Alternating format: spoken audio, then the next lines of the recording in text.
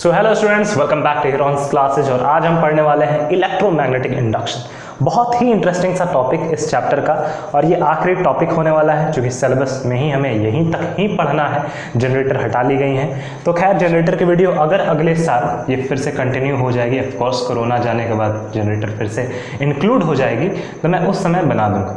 अभी हम क्या पढ़ेंगे? अभी हम पढ़ेंगे इलेक्ट्रोमैग्नेटिक इंडक्शन। हेडिंग डाल लो सब कोई, इलेक्ट्रोमैग्नेटिक इंडक्शन। क्या है इलेक्ट्रोमैग्नेटिक इंडक्शन? तो एक ऐसा टॉपिक है जिसने हिस्ट्री बदल दी। ठीक है, पहले इलेक्ट्रिसिटी और मैग्नेटिज्म को अलग अलग नज़रिए से देखा जाता था। ऐसा कहा जाता था कि इलेक्ट्रिसिटी अलग है, मैग्नेटिज्म अलग है। हाँ, ओर्स्टेड के एक्सपेरिमेंट के बाद, चूंकि ओर्स्टेड के नाम आपने सुने हैं, ओर्स्टेड एक्सपेरिमेंट, राइट, इसी चैप्टर में पढ़ना है। ओर्स्टेड के एक्सपेरिमेंट के बाद ये जान लिया गया, लोगों को ये समझ में आने लगा कि जहाँ भी इलेक्ट्रिक करंट होगी, जहाँ भी इलेक्ट्रिक करंट होगी, तो उसके कारण एक मैग्नेटिक फील्ड जरूर बनेगा। आपने एक एक्सपेरिमेंट देखा है ओर्स्टेड का, अगर नहीं देखा है तो आपको डिस्क्रिप्शन बॉक्स में लिंक मिल जाएगी, वहाँ जाके आप देख सकते हो कि कैसे इलेक्ट्रिक करंट से मैग्नेटिक फील्ड जनरेट हो जाती है। ठीक है, जहाँ भी इलेक्ट्रिक फील्ड होगी, इलेक्ट्रिक करंट होगी, वहाँ मैग्नेटिक फील्ड होगी ही होगी, या फिर आप कह सकते हो जहाँ इलेक्ट्रिक फील्ड होगी वहाँ मैग्नेटिक फील्ड होगी ही होगी। अब एक फैराडे साइंटिस्ट आते हैं, बहुत ही कह सकते हो आप टैलेंटेड कह सकते हो, उस जमाने के बहुत ही मशहूर साइंटिस्ट, टैलेंटेड फैराडे आते हैं। अब फैराडे साहब ये सोचते हैं कि अगर ओर्स्टेड के एक्सपेरिमेंट ने ये बताया है कि इलेक्ट्रिक करंट के कारण एक मैग्नेटिक फील्ड जनरेट हो रही है, तो क्यों ना मैं ऐसा कुछ करूं जिससे कि मैग्नेटिक फील्ड से इलेक्ट्रिक करंट बन जाए। ठीक है, law of conservation of energy, क्या ये पॉसिबल है? रिवर्सिबिलिटी, प्रिंसिपल ऑफ रिवर्सिबिलिटी, मतलब कि अगर इससे ये मिल सकती है तो क्या इसी चीज से ये नहीं मिल सकती? वो लॉजिक था, इस बात में बिल्कुल लॉजिक था, पर दुनिया इस तरह से तो नहीं समझेगी कि आपने बस बोल दिया और लोग समझ जाए। दुनिया को चाहिए एक्सपेरिमेंट, और उसके बाद उस एक्सपेरिमेंट को प्रूफ के तौर पे उसको साबित भी करना उतना ही जरूरी है जितना आप एक्सपेरिमेंट करते हो। राइट, एक्सपेरिमेंट करना ही काफ़ी नहीं होता है, बल्कि उसे समझाना भी उतना ही जरूरी होता है। समझाएंगे कैसे? साइंस की मदद से। तो आज हम साइंस की मदद से ये देखेंगे कि फैराडे ने कैसे मैग्नेटिक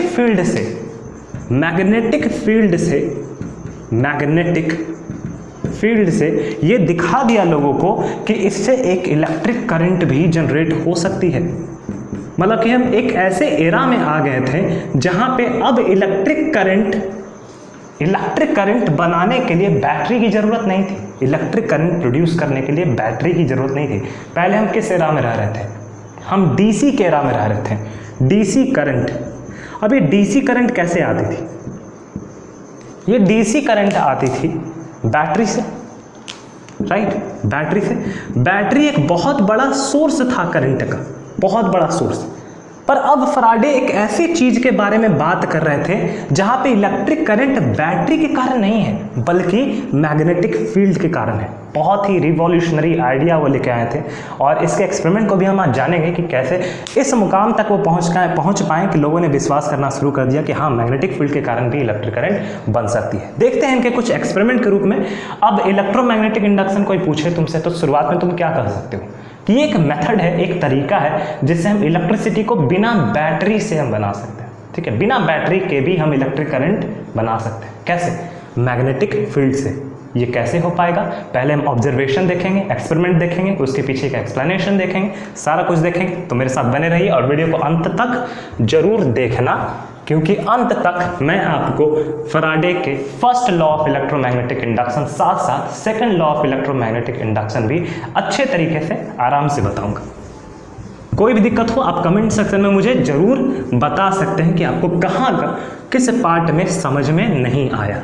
राइट, अब हम देखते हैं कि एक्सपेरिमेंट क्या था, फैराडेस एक्सपेरिमेंट। ये तो बात अभी तक समझ में आ गई होगी सभी लोगों को कि फैराडे वो पहले साइंटिस्ट थे जिन्होंने ये दिखाया दुनिया को कि मैग्नेटिक फील्ड के कारण भी करंट जनरेट हो सकता है। पॉसिबिलिटी कैसे कैसे? देखो, अब यहाँ पे एक मैं कॉइल ले लेता हूँ, एक मैंने ऐसे कॉइल ले लिया। ठीक है, सभी को दिख रहा है? ये इतना बड़ा काफ़ी होगा। अब एक कॉइल ले लिया और मैंने इसमें कोई बैटरी नहीं लगाई है, इसमें किसी भी तरह की बैटरी नहीं लगाई है। तो करंट तो नहीं होनी चाहिए। मैं क्या करता हूँ, यहाँ पे गैल्वेनोमीटर लगा देता हूँ। अब जिन लोगों को नहीं पता है कि गैल्वेनोमीटर क्या होती है, मैं उनके लिए बता देता हूँ। ये देखिए, ये आपकी छोटी सी गैल्वेनोमीटर है। Galvanometer is used to detect current. जहाँ भी करंट होगी ना, उसको वो डिटेक्ट कर लेगी कि हाँ इस सर्किट में करंट है, और ना सिर्फ करंट बल्कि उसके डायरेक्शन को भी डिटेक्ट कर लेगी गैल्वेनोमीटर। तो ये क्या क्या बता देता है, तो मैं यहाँ लिख देता हूँ। Galvanometer detects current and its direction. ठीक है, इसमें क्या होता है, इसमें एक नीडल होता है, ऐसे मैं ड्रॉ कर देता हूँ। एक नीडल होता है, जब करंट नहीं होगा सर्किट में तो ये जीरो के पास दिखलाएगा। ठीक है, अब ये नीडल कुछ ऐसे मूव करती है, देखो ऐसे मूव करती है, इस तरह से, नहीं तो उधर मूव करेगी।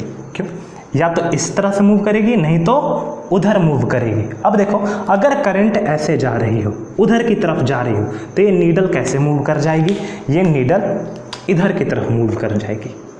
ठीक है, इस तरफ मूव कर जाएगी। अगर ये इधर की तरफ आ रही हो तो यही नीडल इधर मूव कर जाएगी। तो ये कुछ इस तरह से काम करती है। अभी तो करंट नहीं है ना इसमें, तो जीरो। अब मैं क्या करूँगा, मैग्नेटिक फील्ड कहाँ से लाऊँ, मैग्नेटिक फील्ड कहाँ से लाऊँ, मेरे पास तो सर्किट है। चलो सर्किट है तो ये कंडक्टर का बना हुआ है, वायर जो है वो कॉपर की बनी हुई है, तो इसमें करंट फ्लो हो सकती है। और करंट फ्लो करवाने के लिए बैटरी की आवश्यकता नहीं है, ये खुद फैराडे कह रहे हैं। किस चीज़ की आवश्यकता है, मैग्नेटिक फील्ड की। मैग्नेटिक फील्ड कहाँ से आएगा, मैग्नेट से आएगा। चलो एक मैग्नेट ले लेते हैं। ऐसे हमने एक मैग्नेट ले लिया, ठीक है, ऐसे हमने एक मैग्नेट ले लिया। अब इस मैग्नेट का ये नॉर्थ पोल है और ये साउथ पोल है। समझ में आ रहा है सबको, ये मैग्नेट का नॉर्थ और साउथ। अब ये सोचने लगे कि मैंने मैग्नेट भी ले आया पर फिर भी गैल्वेनोमीटर में कोई डिफ्लेक्शन नहीं आ रहा है। वो गैल्वेनोमीटर की तरफ लगातार क्यों देख रहे हैं, वो ये देखना चाहते हैं क्या गैल्वेनोमीटर का कांटा डिफ्लेक्ट हो रहा है कि नहीं, कहीं मूव कर रहा है कि नहीं। क्योंकि जब तक ये मूव नहीं करेगा मैं क्या समझूंगा कि इसमें करंट नहीं फ्लो कर रही है। Simple, galvanometer is a device which is used to detect current and its direction, right. तो कोई भी करंट यहाँ पे इंड्यूस नहीं हो रहा था। मैं एक वर्ड यूज कर रहा हूँ, इंड्यूस। ठीक है, इंड्यूस का मतलब क्या होता है, इंड्यूस का मतलब एक ऐसी चीज जो पहले से नहीं थी पर वो आ गई, कहीं दूसरे स्रोत से आ गई, किसी दूसरे सोर्स से आ गई। जैसे मेरी कोई प्रॉपर्टी है और वो प्रॉपर्टी किसी दूसरे इंसान में चली जाए, दूर से ही, मैंने उसको टच थोड़ी किया, मैंने हाथ थोड़ी मिलाया, हाथ मिलाने से वो भी मेरे जैसा हो गया, ऐसा थोड़ी है। पर अगर कोई प्रॉपर्टी ट्रैवल करती है, ठीक है, और बिना किसी कांटेक्ट कैसा हो पाता है, तो उसको हम बोलते हैं इंड्यूस हो जाना। इसमें करंट आ जाएगी, किसी बैटरी से नहीं बल्कि बाहरी स्रोत से आएगी, बाहरी सोर्स से आएगी, राइट। अब ये करंट नहीं बना पा रहा था तो अचानक उन्होंने क्या किया, इसको मूव करना शुरू किया, इसे कॉइल की तरफ धकेला, इसे कॉइल की तरफ धकेला। जब इस मैग्नेट को कॉइल की तरफ धकेला जाता है तब एक बहुत ही स्ट्रेंज चीज़ देखने को मिलती है। ये जो नीडल है ये अचानक इस तरफ डिफ्लेक्ट हो जाता है, इस तरफ डिफ्लेक्ट हो जाता है। ठीक है, ये नीडल इस तरफ डिफ्लेक्ट होता है। कहने का मतलब अब इसमें करंट आ गई थी और इस करंट के डायरेक्शन को भी तुम देख सकते हो। आखिर नीडल इस तरफ क्यों मुड़ा, क्योंकि करंट देखो, जब मैग्नेट इधर की तरफ आती है, कॉइल के नज़दीक आती है, तब करंट ऐसे चलनी शुरू हो जाती है, इस तरफ ऐसे ऐसे। अब देखो करंट अगर ऐसे चलेगी तो ये नीडल इधर की तरफ धक्का खाएगा या नहीं, ये खाएगा ना इधर की तरफ धक्का, ये इधर की तरफ धक्का खाने लगा, राइट। जैसा ही आपने मैग्नेट को ऐसे लाया, करंट ऐसे चलनी शुरू हुई जिसके कारण नीडल ऐसे धक्का लगा।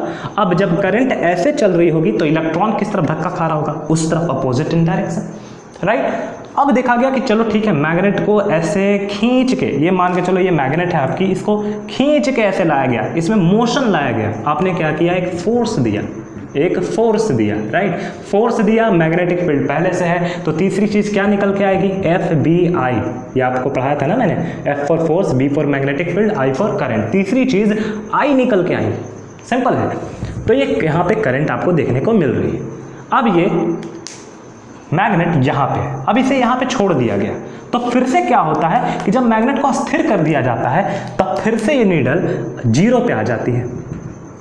तो फिर उन्हें समझ में नहीं आया कि आखिर जब मैग्नेट स्थिर हो जाती है, इसको मैंने करीब ले आया, फिर करंट कहाँ चलेगी, गायब कैसे होगी। तो फिर उन्होंने सोचा कि चलो अब मैग्नेट को दूर लेके जाते हैं। जब मैग्नेट को दूर लेके जाया गया, देखो यहाँ पे तो पास में आ रही है, ये समझो कि ये पास में आई, ये पास में आई तो नीडल ऐसे डिफ्लेक्ट करा। अब मैग्नेट को दूर ले जाया जाएगा, ठीक है। इस मैग्नेट को मैं दूर लेके जाता हूँ, ये ऐसे मैग्नेट को यहाँ पे बनाया गया, ऐसे दूर ले जाया गया। जब मैग्नेट को दूर लेके जाया गया तब यहाँ पे क्या देखने को मिलता है, यहाँ पे देखने को मिलता है यही नीडल अब उस तरफ डिफ्लेक्ट हो जाती है। देख रहे हो, यही नीडल अब उस तरफ डिफ्लेक्ट होती है जिस तरफ मैग्नेट गया। तब क्या समझ में आया कि अब करंट अपना डायरेक्शन बदल चुकी है। अब करंट अपना डायरेक्शन बदल चुकी है। अब करंट कैसे है, इस तरह से। अब इधर से करंट आ रही है, ठीक है, और इधर की तरफ जा रही है। तो जब करंट ऐसे जा रही है तो इलेक्ट्रॉन ऐसे आ रहा होगा, अपोजिट आ रहा होगा। तो यहाँ पे एक चीज़ देखने को मिलता है कि जब हम मैग्नेट को करीब लाते हैं तो नीडल इस तरफ डिफ्लेक्ट करता है, जब दूर लेके जाते हैं तो इस तरफ डिफ्लेक्ट करता है। मुझे समझना क्या है 10th तक, मुझे ये समझना है कि मैग्नेट अस्थिर रहेगी तब इसमें कोई करंट नहीं होगा। मैग्नेट अस्थिर अगर रहती है तो इसमें कोई करंट नहीं देखने को मिलेगा। पर यही मैग्नेट को अगर हम मोशन में करते हैं, ठीक है, जब इसको पास लाते हैं तब इसमें करंट आ जाती है, जब इसको दूर ले जाते हैं तब इसमें करंट आ जाती है। तो जरूरी क्या है, जरूरी है मैग्नेट का मोशन में होना। मैग्नेट का मोशन में होना, बिना मोशन के नहीं होगा, राइट। अब एक क्वेश्चन आता है दिमाग में कि क्या सिर्फ मैग्नेट को ही मोशन में कर सकते हैं क्या हो कि अगर हम इस कॉइल को, अब इसको कॉइल बोला जा रहा है ना, ये कॉइल है, कंडक्टर है, अगर हम इसको मोशन में रखें और मैग्नेट को स्थिर रखें तब क्या होगा। जैसे अभी हम क्या कर रहे थे, इस खास एक्सपेरिमेंट में आप क्या कर रहे हैं, इस खास एक्सपेरिमेंट में आप कॉइल को स्टेशनरी रख रहे हैं, रेस्ट पे रख रहे हैं, लिख सकता हूँ मैं, रेस्ट पे रख रहे हैं। और मैग्नेट को क्या कर रहे हैं, मैग्नेट को 1 सेकेंड, ठीक है, मैग्नेट को क्या कर रहे हैं, मैग्नेट को आपने क्या कर रखा है, मोशन में कर रखा है, ठीक है। अब एक काम करते हैं, यहां पे फिर से मैं कॉइल बना रहा हूं,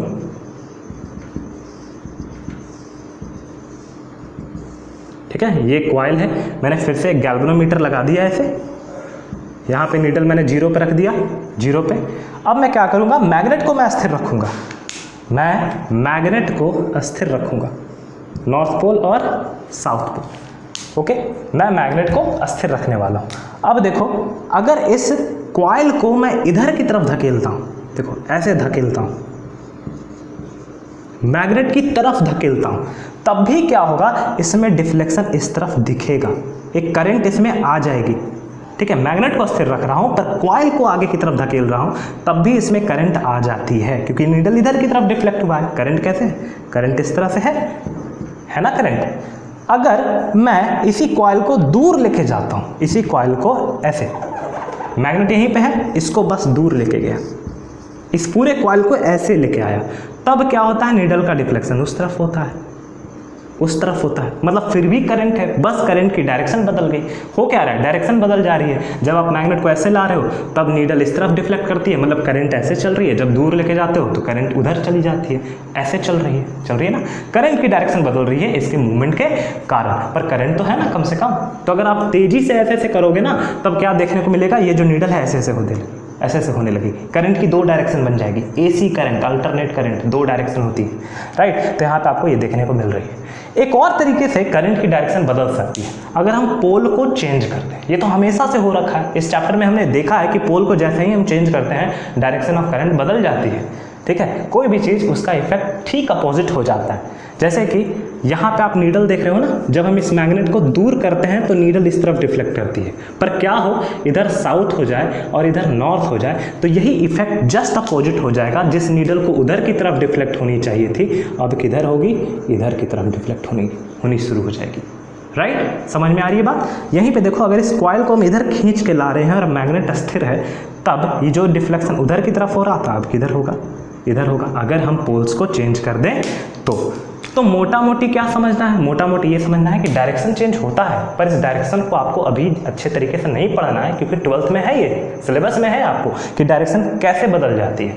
अभी के लिए आपको क्या समझना है कि अगर मैग्नेटिक फील्ड है तो करंट होगी, बशर्ते कि एक चीज़ मोशन में होनी चाहिए और दूसरी चीज़ रेस्ट में होनी चाहिए। अगर यहाँ पे कॉइल रेस्ट में है और मैग्नेट मोशन में है, तब एक इंड्यूस्ड इंड्यूस्ड करंट आएगी। और नहीं तो अगर आप एक सेकंड, अगर आप कॉइल को रेस्ट में रखते हो, कॉइल को मोशन में कर देते हो और मैग्नेट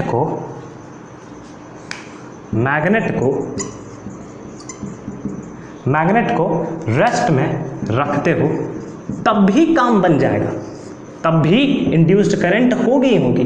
तो यहाँ से क्या समझ में आया, यहाँ से रिलेटिव मोशन का कॉन्सेप्ट समझ में आता है कि मैग्नेटिक फील्ड क्या होनी चाहिए, मैग्नेटिक फील्ड वेरी होनी चाहिए और एक रिलेटिव मोशन होना चाहिए। किसके बीच में? रिलेटिव मोशन मतलब क्या होता है, एक स्थिर तो दूसरा मूविंग। किसके बीच में? रिलेटिव मोशन होना चाहिए कॉइल एंड मैग्नेट के बीच में। एक स्थिर हो तो दूसरी मूविंग हो, दोनों नहीं, एक स्थिर तो दूसरी मूविंग, मैग्नेट स्थिर तो कॉइल मूविंग, कॉइल स्थिर तो मैग्नेट मूविंग, तब जाके एक इंड्यूस्ड करंट बन जाएगी। समझ में आया होगा। अब हम चलते हैं, आप देखेंगे यहाँ पर कि इलेक्ट्रोमैग्नेटिक इंडक्शन में फैराडेज एक्सपेरिमेंट के द्वारा इन्होंने 2 लॉ बनाए। पहली लॉ क्या थी उसको समझते हैं। तो फर्स्ट लॉ हम देखते हैं फैराडे की। इसमें कहा गया when a conductor is placed between varying magnetic field lines, ये टर्म मैं आपको समझा दूंगा, varying magnetic field lines, then an EMF is induced। इसको अभी के लिए आप क्या बोल सकते हो, वोल्टेज। क्या बिना वोल्टेज के करंट हो सकती है क्या? बिल्कुल नहीं। जब तक एक वोल्टेज नहीं होगी, कोई एक बल ना लगे इलेक्ट्रॉन पे, एक वर्क ना हो, आखिर वोल्टेज होती क्या है, वर्क डन अपॉन चार्ज, यही तो होती है voltage, right. Delta V is nothing बस डेल्टा W/Q। आप कुछ काम कर रहे हो उस चार्ज पे, तभी तो वो चार्ज मूव कर रही है और तभी तो करंट है, राइट। तो वोल्टेज की होनी जरूरी है, तो एक वोल्टेज जनरेट होगा, देन एन EMF और वोल्टेज इज इंड्यूस्ड, ठीक है, induced, and hence current is induced in a close circuit. Close circuit तो होनी चाहिए ना, बिना क्लोज सर्किट के करंट कैसे होगी, करंट नहीं ट्रेवल करेगी। जैसे कि आपने एक तार ले लिया, अब इसका सर्किट कंप्लीट ही नहीं है तो इसमें करंट कैसे दौड़ेगी, इसमें वोल्टेज तो होगी पर करंट नहीं दौड़ पाएगी, राइट। तो इसका एक सर्किट होना बहुत ही आवश्यक है, तो सर्किट में होना बहुत आवश्यक है, क्लोज सर्किट होना चाहिए, ठीक है। And hence current I is induced in a close circuit,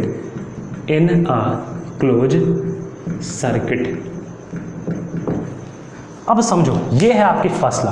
अगर किसी कंडक्टर को वैरिंग मैग्नेटिक फील्ड लाइंस के बीच में रख दिया या फिर उसको आसपास रख दिया, तब क्या होगा, एक वोल्टेज इंड्यूस होगा और उसके कारण एक करंट इंड्यूस होगी, अगर वो क्लोज सर्किट है तो।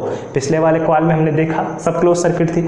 अब यहाँ पे देखो, वैरिंग मैग्नेटिक फील्ड लाइन का क्या कॉन्सेप्ट है। सर कैसे मैग्नेटिक फील्ड लाइन वेरी कैसे हो रही है, आपको समझ में नहीं आ रहा होगा, तो समझो इसे। जैसे कि मैंने एक कॉइल ले रखा है, यहाँ पे ये कॉइल है, राइट, ये कॉइल है। अब यहाँ पे मैंने गैल्वेनोमीटर लगा दिया, बैटरी तो लगा नहीं सकते, करंट तो आ रही है ना, मैग्नेटिक फील्ड के वेरी होने से करंट मिल रही है, तो बैटरी क्यों लगाना, नहीं लगाना। अब देखो, ये मैग्नेट कुछ यहाँ पे है, यहाँ पे मैं दिखा रहा हूँ, ये मैग्नेट कुछ यहाँ पे है, इसका ये नॉर्थ पोल है, इसका ये साउथ पोल है। अब बताओ, इसकी मैग्नेटिक फील्ड लाइन कुछ होगी, ऐसे जा रही होगी, इस तरह से, इस तरह से ये मैग्नेटिक फील्ड लाइंस होंगी ना, ठीक है, इस तरह से जा रही होगी। अब ये कुछ ऐसे भी आ रही होगी, इससे भी क्रॉस कर रही होगी, हो रही होगी ना, इससे क्रॉस कर रही होगी। अब देखो, ये जो कॉइल है, कुछ मैग्नेटिक फील्ड लाइंस इसके थ्रू हो रही है ना, थ्रू, इसके थ्रू हो रही है।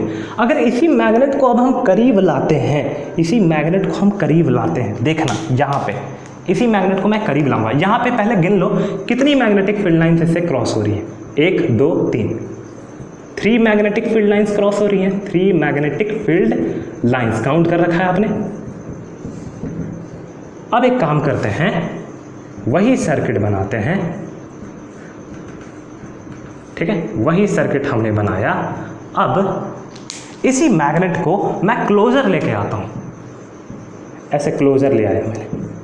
जैसे ही आप क्लोजर लेके आते हो, अब जो मैग्नेटिक फील्ड लाइंस होंगी वो ज़्यादा से ज़्यादा क्रॉस करेंगी। देख रहे हो आप, यहाँ से देखना,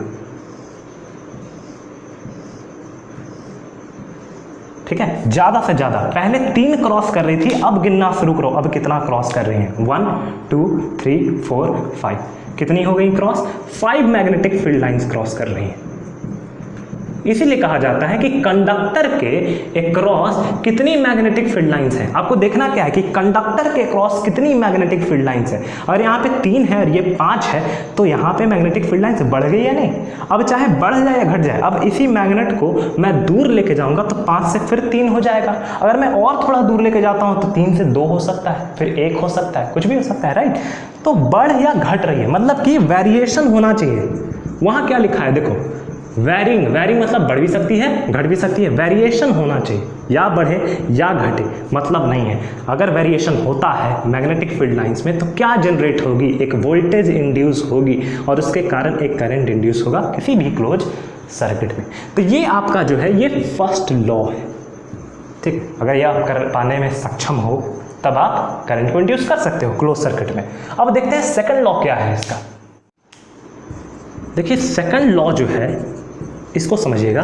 इसमें कहा गया, ठीक है, इसमें कहा गया कि जो इंड्यूस्ड ईएमएफ होती है, जो भी आपकी वोल्टेज जनरेट हो रही है ना, इंड्यूस्ड ईएमएफ, वो डायरेक्टली प्रोपोर्शनल होती है d phi by d t के। जिन बच्चों को थोड़ा सा भयंकर सा चोट पहुंच गया होगा फाई देख के, तो प्लीज़ थोड़ा सा पेशेंस रखिए, कुछ नहीं है, बहुत ही आसान सा चीज़ है। ये आपको फाई तंग कर रही होगी, राइट। तो फाई मतलब इतना याद रखो, मैग्नेटिक फ्लक्स होता है। अब और तंग करने लगी चीज़ें कि ये सर फ्लक्स क्या है।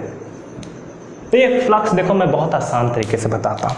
ये फ्लक्स कुछ नहीं बल्कि मैग्नेटिक फील्ड लाइंस को ही कहा जा रहा है, मैग्नेटिक फील्ड लाइंस को ही कहा जा रहा है। अगर मैग्नेटिक फील्ड लाइंस बढ़ी हैं मतलब कि मैग्नेटिक फ्लक्स बढ़ा है, मैग्नेटिक फील्ड लाइंस घटी हैं तो मतलब कि मैग्नेटिक फ्लक्स घटा है, राइट। और dt क्या है, dt मतलब टाइम। ये d क्या है सर, पहली बार देख रहा हूँ। तो d मतलब छोटकू सा, मतलब छोटू सा मैग्नेटिक फ्लक्स, तो छोटा सा, बहुत छोटा सा, ठीक है। जैसे कि आप बहुत सारे, जैसे एक केजी आपने राइस ले लिया, कुछ ऐसे पॉलिथीन में आई होगी 1 केजी राइस। अब थोड़ा सा राइस निकाल लो इसमें से, थोड़ा सा, तो ये जो थोड़ा सा राइस है क्या कहोगे आप, छोटू सा राइस, बहुत ही स्मॉल क्वांटिटी का राइस, ठीक है। तो अगर इतने क्वांटिटी का राइस का मास m था, मान लीजिए इसका मास m था, तो ये बहुत छोटा सा मास होगा, इसलिए इसको dm बोल देंगे। उसी तरह से अगर बहुत ज़्यादा मैग्नेटिक फ्लक्स है तो ये छोटा सा मैग्नेटिक फ्लक्स, इसको हम d5 बोल देंगे। मान लीजिए 10-20 मैग्नेटिक फील्ड लाइन है तो ये छोटी सी मैग्नेटिक फील्ड लाइन, इसको हम d5 बोल देंगे, ठीक है। और इसका एक मतलब ये भी होता है कि मैग्नेटिक फ्लक्स वेरी कर रही है, ठीक है, मैग्नेटिक फ्लक्स वेरी कर रही है। तो इंड्यूस्ड ईएमएफ क्या है, इंड्यूस्ड ईएमएफ मतलब कि मैग्नेटिक फ्लक्स कितना वेरी कर रही है विद रिस्पेक्ट टू टाइम। इसीलिए कहा गया है induced EMF is directly proportional to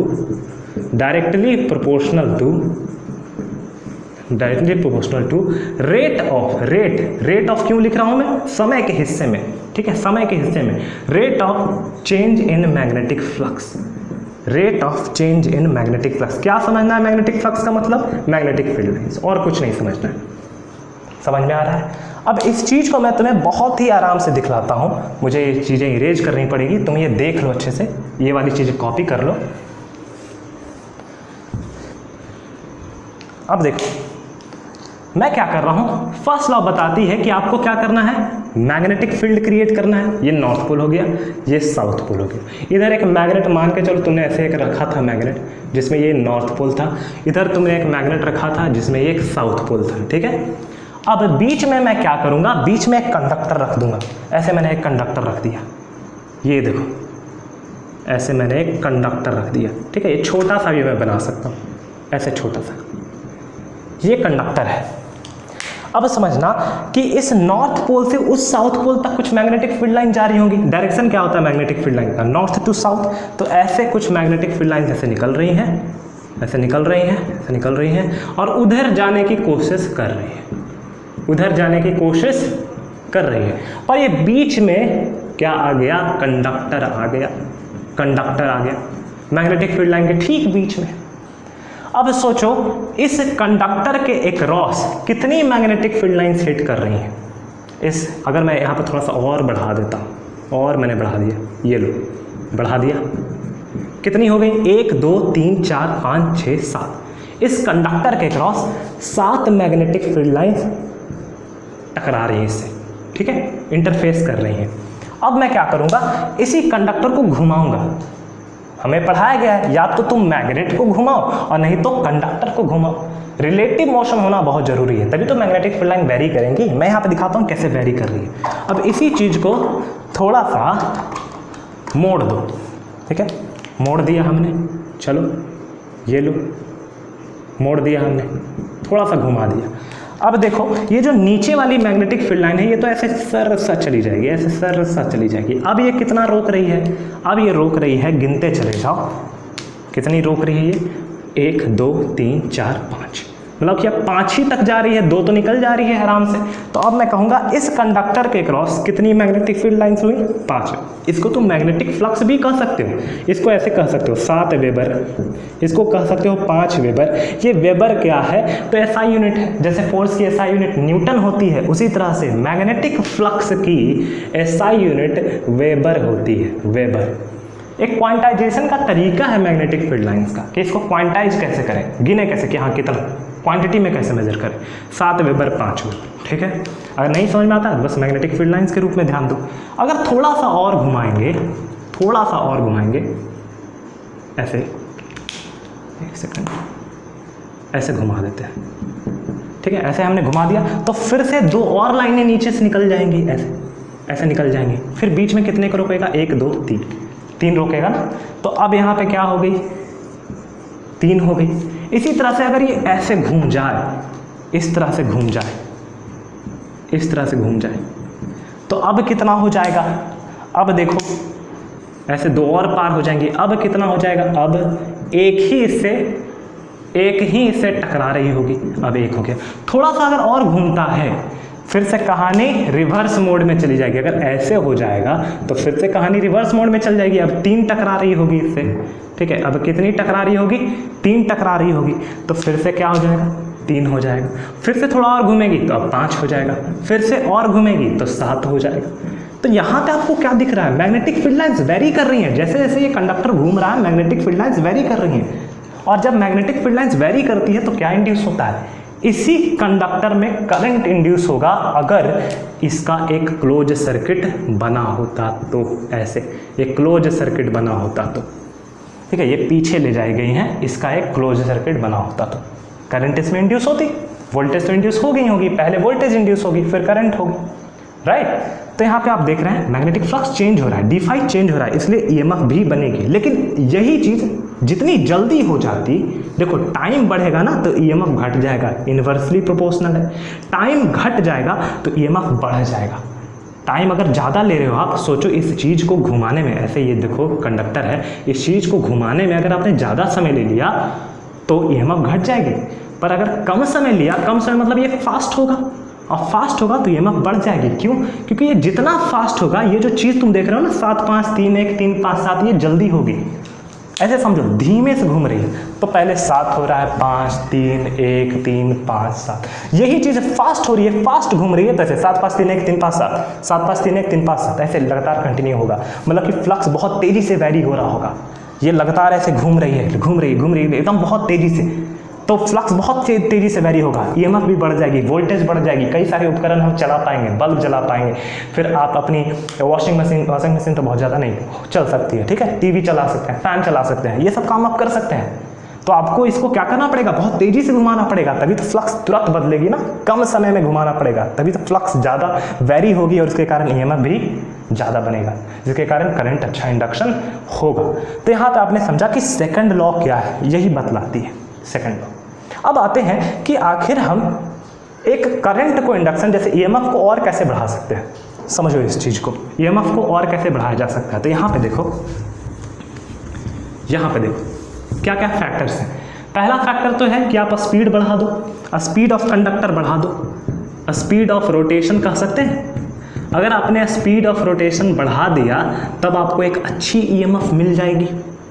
EMF मतलब क्या समझना है, वोल्टेज समझना है, बस एक अच्छी ईएमएफ मिल जाएगी। दूसरा क्या फैक्टर है, ध्यान से देखना कि अगर हम इस मैग्नेट को स्ट्रॉन्गर कर देते, थोड़ा सा मैग्नेटिक फील्ड को स्ट्रॉन्ग कर देते, तो अगर यहाँ पे आपको 7 मैग्नेटिक फील्ड लाइंस दिख रही हैं तो यहीं पे 7 के जगह पे 14 मैग्नेटिक फील्ड लाइंस आपको नजर आती, या हो सकता है उससे ज़्यादा या थोड़ा कम, पर फिर भी 7 से तो ज़्यादा होता ना, 7 से ज़्यादा होता। तो यहाँ पे अगर एक स्ट्रॉन्ग मैग्नेट यूज किया जाता, यहाँ पे भी, तो हो सकता था ये 14 हो जाता, हो सकता था ये 13 हो जाता, अगली बार 12 हो जाता, ठीक है, 11 हो सकता था, कुछ भी। तो ये जो रेंज होता ना ये बढ़ जाता। अब ऐसे होता 14, 12, 11, 10, ठीक है, 9, 8, फिर ये 0 आने में समय लगता, फिर 0 से और बढ़ता, ठीक है। ऐसा भी तो हो सकता है अगर ये बहुत ही टाइनी हो, बहुत ही छोटा, बहुत टाइनी हो, थिन हो, तो ये वाला भी पार कर जाएगी। तो इस तरह से रेंज बढ़ जाता, जो रेंज ये छोटा था रेंज बढ़ जाता अगर आप stronger magnetic field line use करते, स्ट्रॉन्ग मैग्नेट का इस्तेमाल करते। तो यहाँ पे आप क्या कह सकते हैं, अ स्ट्रॉन्ग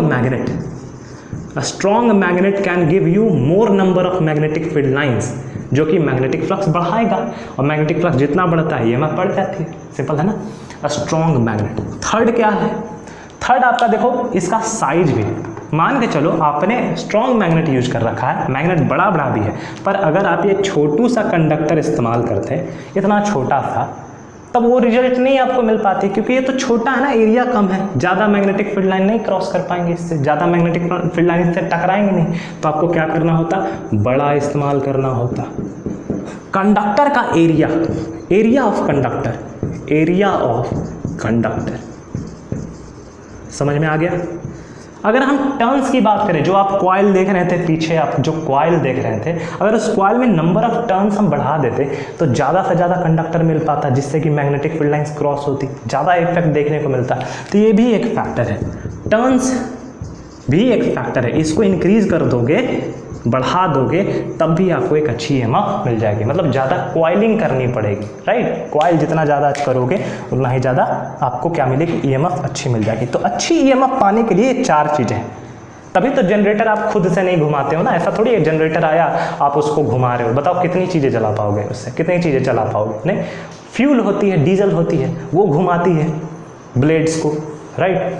तो तेज़ी में घुमाना होता है, तभी जाके एक अच्छा करंट आपको देखने को मिलता है, एक अच्छी वोल्टेज देखने को मिलती है। शुरुआत आपने गौर किया होगा, जब जनरेटर शुरू होती है तो बल्ब धीरे धीरे ग्लो करता है, धीरे धीरे वो तेज होता है, वोल्टेज धीरे धीरे बढ़ता है, क्योंकि शुरुआत में रोटेशन की स्पीड कम होती है, तो फ्लक्स बहुत ही कम रेट से वेरी हो रहा होता है, ठीक है। और जैसे ही थोड़ा देर होता है तो बहुत तेजी से घूमती है, तो फ्लक्स बहुत जल्दी जल्दी वेरी होता है, तो ईएमएफ अच्छा मिलता है।